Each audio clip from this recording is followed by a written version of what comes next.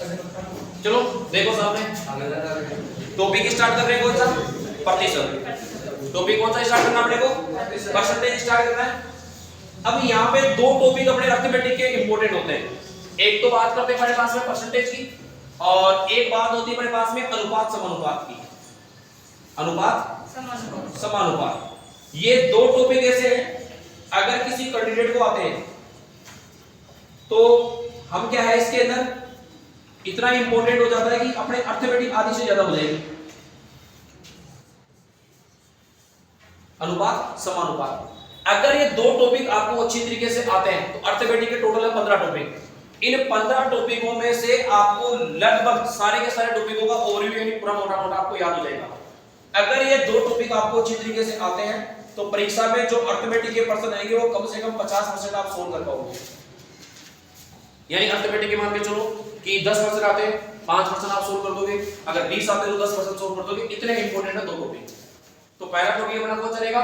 Percentage. इस percentage को अपने को बिल्कुल जीरो से पढ़ना है, बिल्कुल डिटेल में जीरो से। ये इंपॉर्टेंट टॉपिक है, शुरुआत में अपन ऐसे करें अर्थमेटिक की। अगर हम बात करें यहाँ पे मान के चलो परसेंटेज की, तो परसेंटेज का बेसिक कॉन्सेप्ट अपन यहाँ से पढ़ लेते हैं कि परसेंटेज का बेसिक कॉन्सेप्ट क्या होता है। देखो प्रतिशत जो होती है, जो परसेंटेज अपने पास में होती है, इसके नाम से ही हमारे को इसका मतलब का पता चल जाता है। पर का मतलब प्रत्येक यानी एक। पर का मतलब क्या होता है? प्रत्येक यानी एक, इंडिविजुअल की बात हो रही है। और सेंट का मतलब सेंचुरी यानी 100, यानी 100 और परसेंटेज दोनों बराबर होते हैं। या तो मैं किसी संख्या को बोलूं वो अपने आप में एक है, या मैं बोलूं वो 100% है, बात दोनों एक ही है। इन दोनों में संबंध होता है 1 और 100 दोनों कैसे होंगे? बिल्कुल बराबर माने जाते हैं। मैं इंडिविजुअल यानी प्रत्येक एक संख्या की बात कर रहा हूं, कोई सी भी एक संख्या। जैसे मैं बोलूं आप एक अकेले हो, आप अपने आप में क्या हो? 100% हो। तो प्रतिशत का मतलब क्या होता है? 100% होता है। पर का मतलब एक, इंडिविजुअल, केवल एक कैंडिडेट की बात हो रही है या एक संख्या की बात हो रही है। कोई भी संख्या अपने आप में कितने परसेंट होती है? 100% होती है।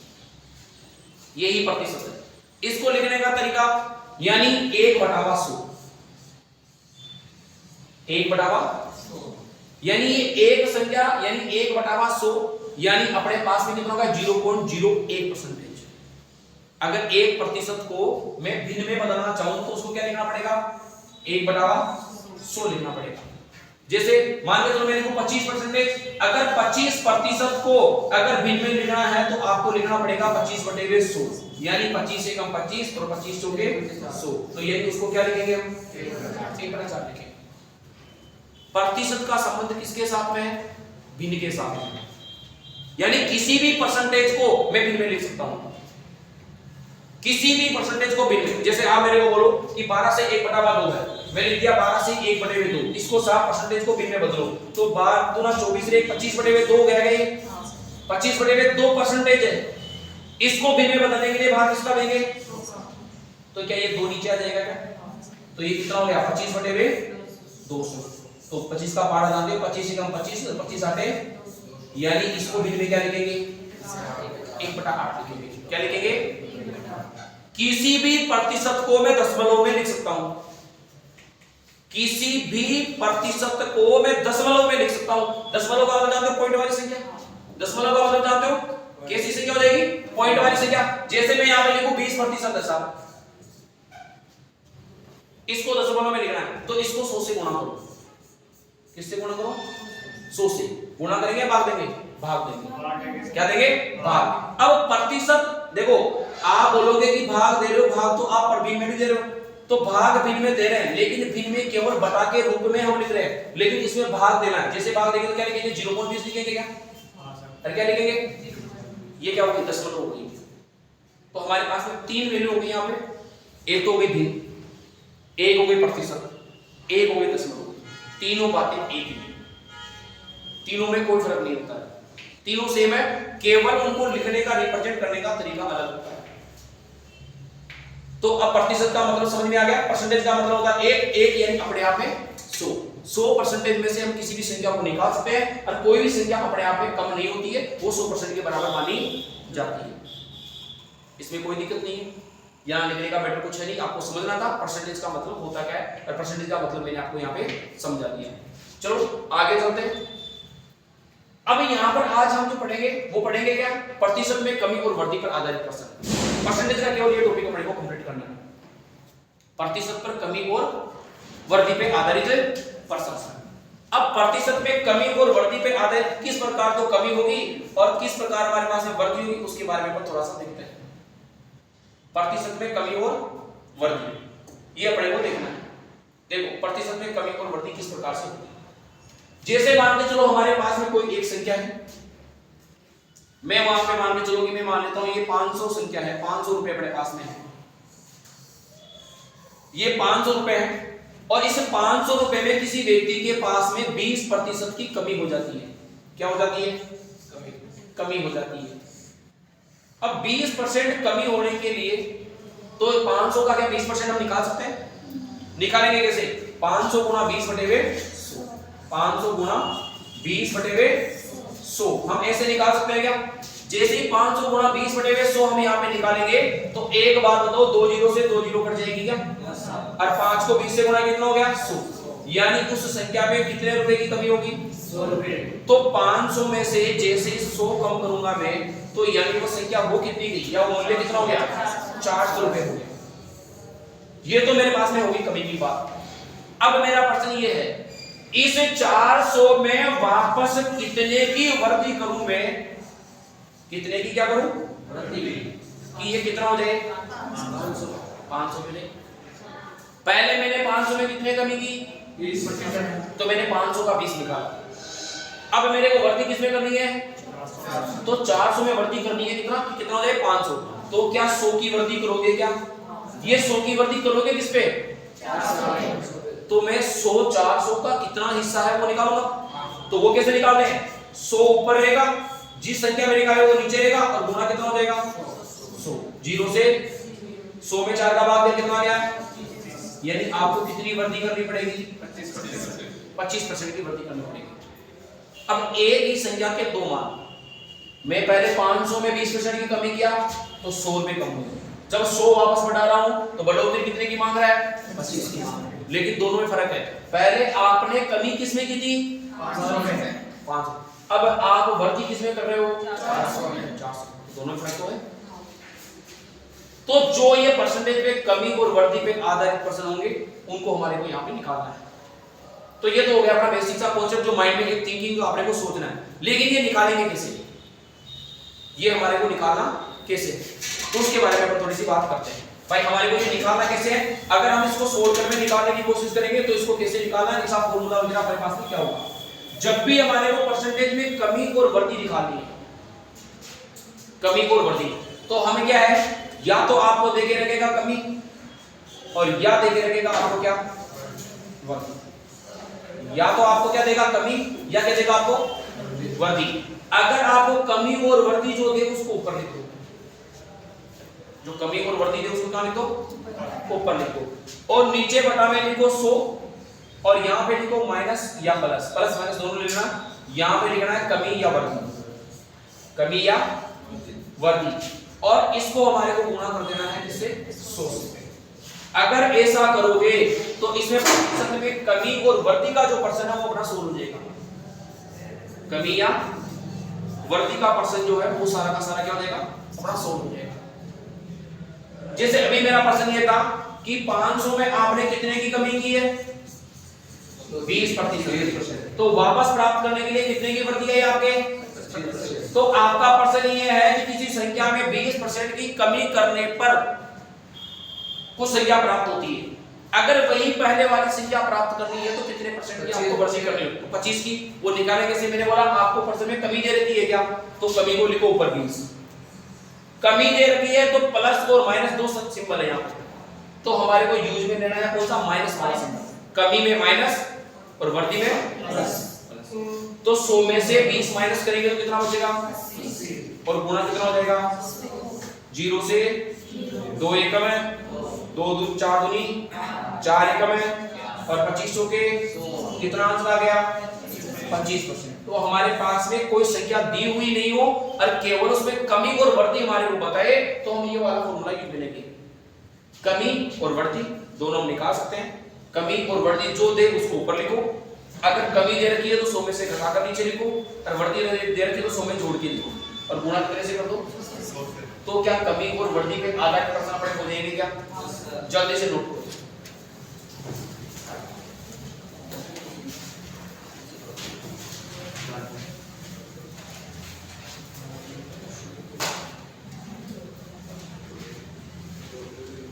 तो अपने को ध्यान केवल ये रखना है कमी और वृद्धि। कमी दे दे तो ऊपर लिख दो कमी, और वृद्धि दे दे तो ऊपर लिख दो क्या? वृद्धि। और अगर कमी दे रखे हैं तो नीचे 100 में से हमारे को क्या है? घटाकर लिखना है। अगर वृद्धि दे रखा है तो 100 में जोड़ के हमारे को लिखना है।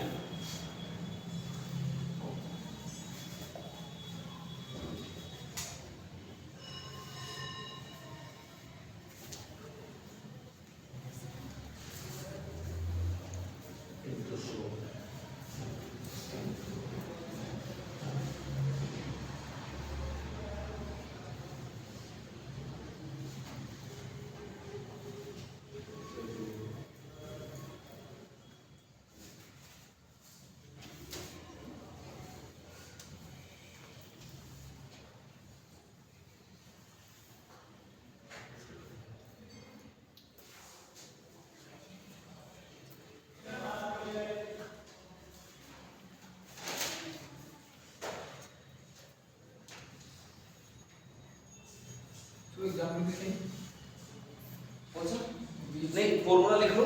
ये फॉर्मूला लिखने के बाद में आगे क्वेश्चन भी सोल्व करेंगे। तो वहां पे एग्जांपल सारे फॉर्मूला लिख लो, है ना? ये हो जाएगा। फॉर्मूला तो लिख लिए होंगे। चलो चलते हैं क्वेश्चन के ऊपर। ये देखो पहला क्वेश्चन,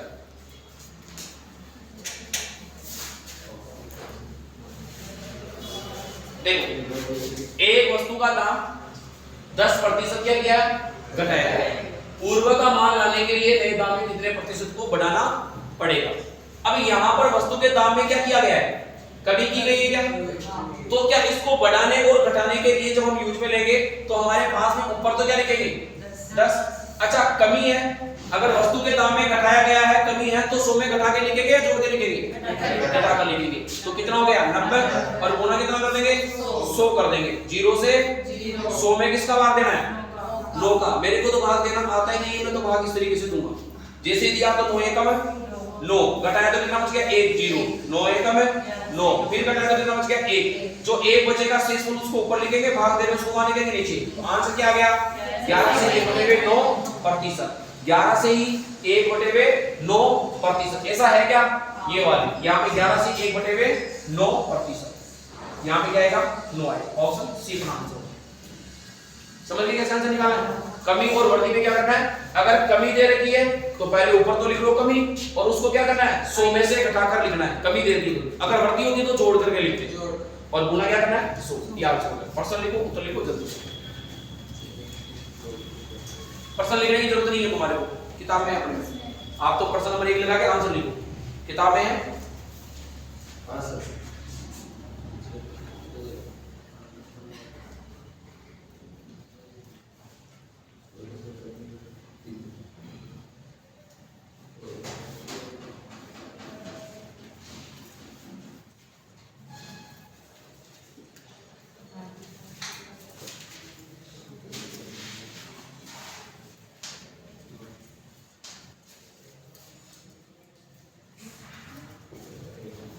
ठीक है, आंसर लिख लिया। सिंपल सा है। तो 10/90 यानी 11 से 1/9 भाग देके थोड़ा लिखोगे, है ना?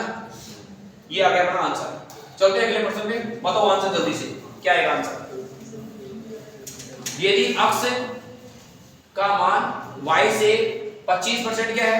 कम है, तो ये बताओ y का मान अक्ष से कितना अधिक है?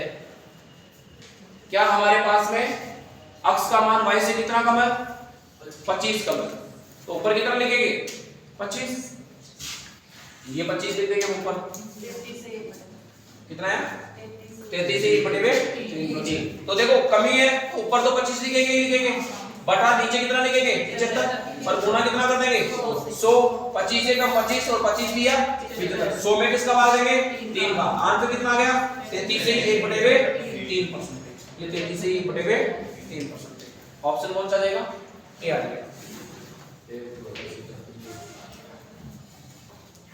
ठीक है चलो अगले पर्सन निकाले। अगला पर्सन बताओ आंसर।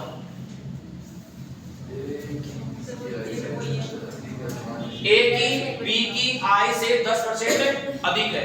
मान लीजिए बी की आई ए से 10% कम है तो x का मान बताओ। तो अब की बार क्या दी है अपने को वर्दी दी। क्या दी है ऊपर क्या लिखेंगे नीचे कितना लिखेंगे पूरा कितना कर देंगे 100। 0 से इसे किसका भाग देंगे 9 से ही 1/9 से ही 1/11%। क्या बिल्कुल सिंपल सा है। कितना हो जाएगा 9 से 1/11%।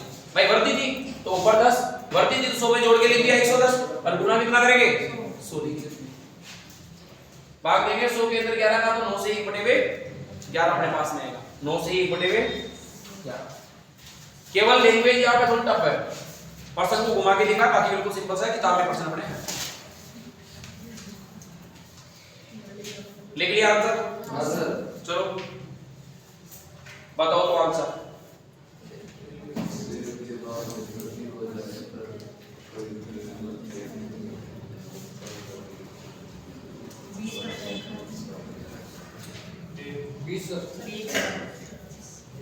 देखो 25% की वृद्धि कर दी गई है क्या तो ऊपर कितना लिखेंगे नीचे कितना लिखेंगे और गुना कितना कर देंगे 100 कर देंगे। 25 से कम है और 25 बन जो 5 से कम है और 20 बन जो कितने परसेंट आया 20।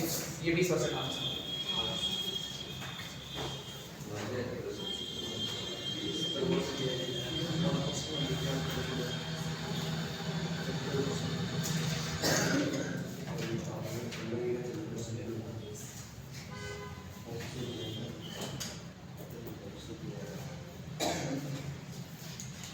समझ गए भाई। कमी और वृद्धि पे आधारित पसंद कैसे निकालेंगे भाई। जो कमी हुई है और वृद्धि हुई है उसके अकॉर्डिंग देखेंगे। अगर वृद्धि हुई है तो नीचे जोड़ के लिखेंगे अगर कमी हुई तो नीचे घटा के लिखेंगे। और कुछ नहीं कॉन्सेप्ट ये बना रहेगा। देखो अगला पर्सन यहाँ देखो ध्यान से पहले बोर्ड की तरफ देखो। इसको थोड़ा सा पहले समझते हैं। इसको समझेंगे पहले। किसी संख्या को 20% बढ़ाया गया फिर उसको 20% अंत में वह संख्या कितनी होती है आपको ये बताना है। देखो पहले मैं एक संख्या से इसको निकालते फिर इसको शॉर्टकट में चलेंगे। मान के चलो मेरे पास में कोई संख्या 200 है। मैं एक संख्या कितनी मान लिया इस 200 संख्या को पहले क्या किया गया 20% बढ़ाया गया। अरे सही है ना। तो यहाँ पे प्लस लिख देता हूँ 20% क्या किया गया इसको बढ़ाया। मैं इस 200 को 20% बढ़ाता हूँ। क्या 200 को 20% बढ़ाने के लिए क्या मेरे को 200 का 20% निकालना पड़ेगा क्या। कैसे निकालेंगे 200 गुणा 20 बटे 100। 200 गुणा 20 बटे 100 तो 2 जीरो से क्या कर जाएगा 2 जीरो और 20 गुना तो ये आंसर कितना आ गया 40। 40 बढ़ा दिया साहब इसको तो 40 बढ़ा दिया तो कितना हो गया 240। कितना हो गया ये पहली सिचुएशन कंप्लीट। दूसरी बार में क्या बोला है फिर इसको क्या किया गया 20% घटाया गया तो इसको माइनस का 20% लिख दूं क्या। तो क्या मैं 240 का कितना निकालूंगा अरे 240 का कितना निकालूंगा तो क्या करेंगे 240 गुणा 20 बटावा 100। 2 जीरो से 24 गुना 48 तो संख्या कितनी कम हो गई 48। तो 240 में 48 घटाऊंगा तो कितना बचेगा 192।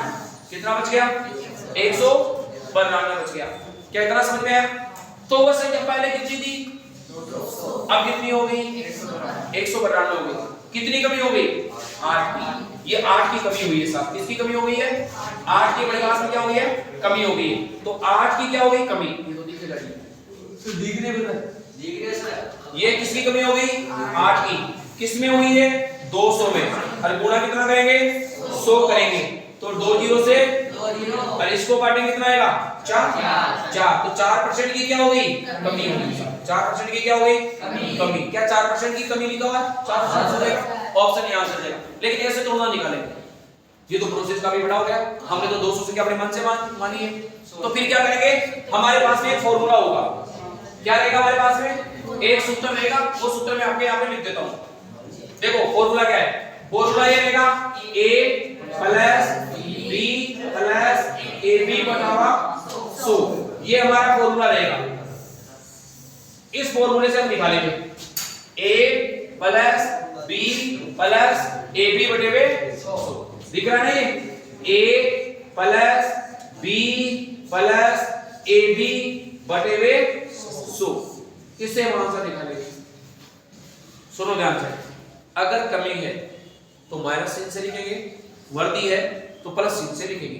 तो यहाँ पे देखो पहले वाले में वर्दी है क्या और दूसरे वाले में क्या है, तो a को मान लो 20 और b को भी मान लो 20, तो a में वर्दी है तो क्या लिखूंगा 20, दूसरे में कमी है तो माइनस के 20। अच्छा ये 20 प्लस के 20 माइनस के, तो चिन्ह माइनस का हो जाएगा क्या, तो क्या हो जाएगा 20 गुना 20 हो जाएगा, बटा कितना हो जाएगा 100। अच्छा 20 से तो 20 कट गए, अच्छा 2 जीरो से 2 जीरो कट गई, 2 दूनी 4, चिन्ह किसका है माइनस का, मतलब क्या होगी ये कमी, तो 4% की क्या हो जाएगी हमारे पास में कमी हो जाएगी, इससे निकालेंगे। आया समझ में, वापस रिपीट करूं, देखो एक आप लोग थोड़ा सा इसको लिखो ताकि इधर साफ करके भी इस तरफ से लिखो, वापस इधर की तरफ लिखो, थोड़ा सा इधर से लिख लो, ये याद जरूर रखना क्योंकि जब इसको भूल जाते हैं तो फिर वही याद आएगा।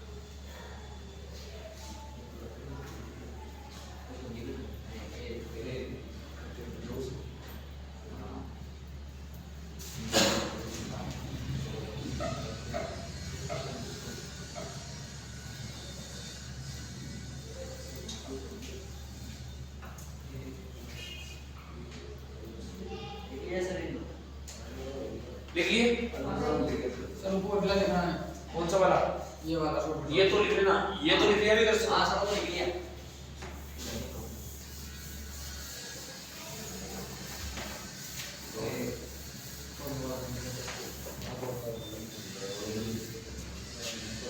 देखो वापस समझो,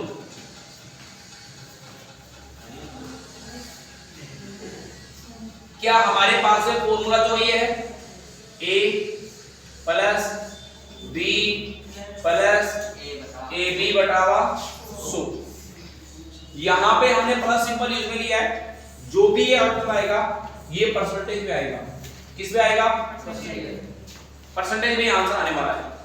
तो यहां पर अगर हमारे को मान के चलो कमी दे रखी है तो हम माइनस चिन्ह के साथ में लिखेंगे, अगर वर्दी दे रखी है तो प्लस चिन्ह के साथ में लिखेंगे, ये बात अपने को ध्यान रखनी है। वहां पे 20% की वर्दी है तो पहले वाले में वर्दी है तो 20 प्लस का लिख दूं, दूसरे वाले में 20% की कमी है b का मान तो माइनस का 20 लिख दूं। हां सर। अच्छा जब यहां पे मैं प्लस का चिन्ह लेता हूं, a का मान तो 20 है और b का मान माइनस का 20 है और बटावा 100 लिख दूंगा क्या। हां सर। अच्छा 20 से 20 कट गया, अच्छा ये यहां पे 2 जीरो से 2 जीरो कट जाएगी क्या, -2 को अगर मैं 2 से गुणा करूंगा तो माइनस के 4 हो गए क्या, तो ये 4% की क्या आ जाएगी कमी, या फिर इसे समझ भाई माइनस माइनस करके इस चिन्ह को क्या कर देंगे माइनस कर देंगे, ये ध्यान रखना।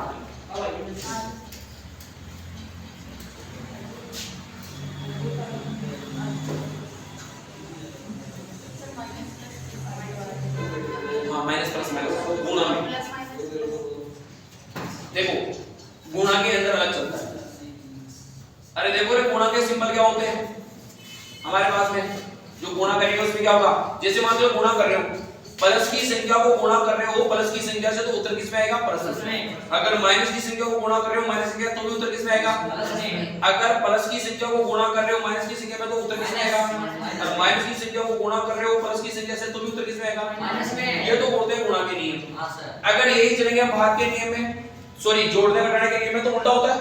जोड़ में तो क्या होता है हमारे पास में, जो संख्या बड़ी होती है उसी का सिंबल आता है भाई। जो संख्या बड़ी होगी, जैसे मान के चलो माइनस के 20 है और प्लस के 10 है, तो सिंबल बड़ा किसका है, तो 20 में से 10 गए तो 10, तो माइनस के 10, माइनस के 10 होगा। ठीक है, ये हो गया। तो इस प्रकार से सिंबल ये ध्यान रखने होते हैं, क्योंकि ये गलती करवा देते कई बार अपने पास।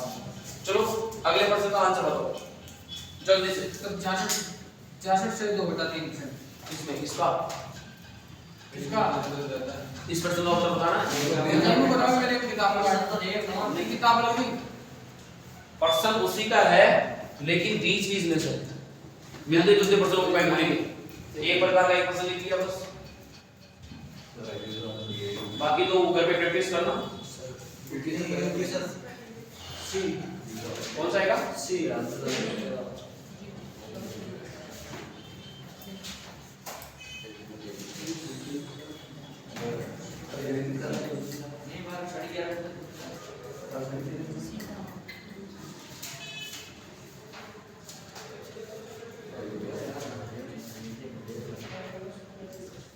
उतनी ही सब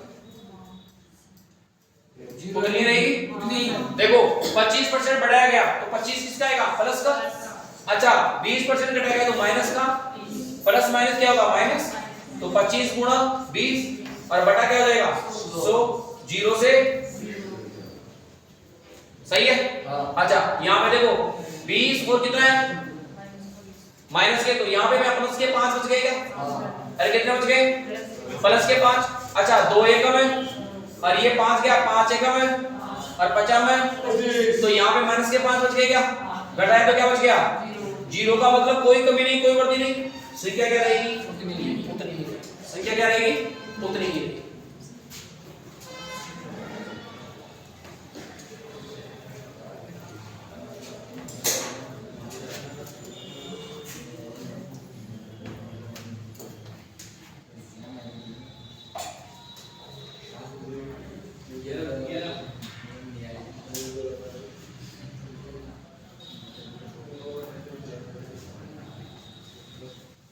इतना समझ में आया, कोई दिक्कत नहीं इसमें।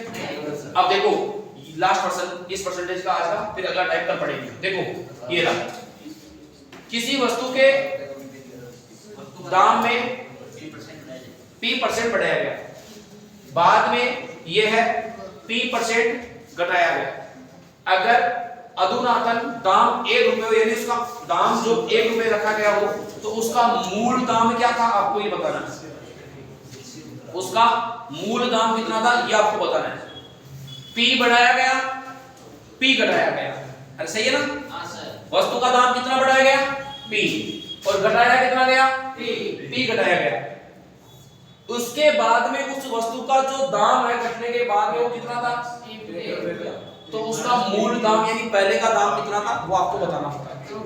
तो क्या हम सबसे पहले P% बढ़ाया गया और P% घटाया गया, तो इस वाले को P% बढ़ाना P% घटाना, तो हम कितने की कमी या वृद्धि हुई वो निकाल सकते हैं क्या। तो P की तो की गई वृद्धि और P की गई कमी, तो माइनस P गुना क्या हो गया P और बटा कितना हो गया। तो क्या इस P से ये P कट जाएगा, यानी इसका जो आंसर आएगा वो माइनस का P² बटा 100 आएगा क्या। ये क्या होगी, इसमें कमी हो गई। अच्छा इतने परसेंट की कमी हो गई, तो ये 100 में से तो कमी हुई है, तो मैं इसको 100 में से घटाऊं तो उस वस्तु का मूल्य है वो किसके बराबर हो जाएगा, क्योंकि कमी होने के बाद में वस्तु का मूल्य कितना 1 रुपया दिया हुआ है, तो मैं इसको 100 में से घटाता हूं। 100 माइनस P² बटे हुए 100। तो जैसे ही उस वस्तु की अगर बात करेंगे तो ये कितना हो जाएगा, इधर तो हो गया कितना 10,000, नीचे एलसीएम 100 ले लिया तो 10,000 आया। ध्यान रखना यहाँ पे 1 लेंगे तो 10,000 आ जाएगा, 100 आ जाएगा, तो ये 10,000 माइनस ये क्या हो गया P²। ये वस्तु का घटा हुआ दाम है, ये वस्तु का क्या है, घटा हुआ दाम, जो किसके बराबर है, 1 रुपए के बराबर है। किसके बराबर है, 1 रुपए के बराबर है। जब ये वस्तु का घटा हुआ दाम 1 रुपए के बराबर है, तो 1 बराबर है किसके, 10,000 माइनस पी स्क्वायर बटे में 100 के, तो हमारे को वस्तु का दाम 100% निकालना होता है क्या? तो इसको गुणा किससे कर देंगे? 100 से। तो ये 100 कहां चला जाएगा? ऊपर चला जाएगा। तो 100 से गुणा होके क्या आ जाएगा? 10,000 आ जाएगा। बटावा नीचे क्या बचेगा? 10,000 माइनस पी स्क्वायर। कौन सा आंसर हो जाएगा? C answer.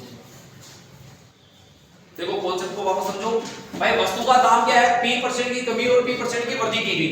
कमी और वृद्धि करने के बाद में वस्तु कितने रुपए के बराबर है?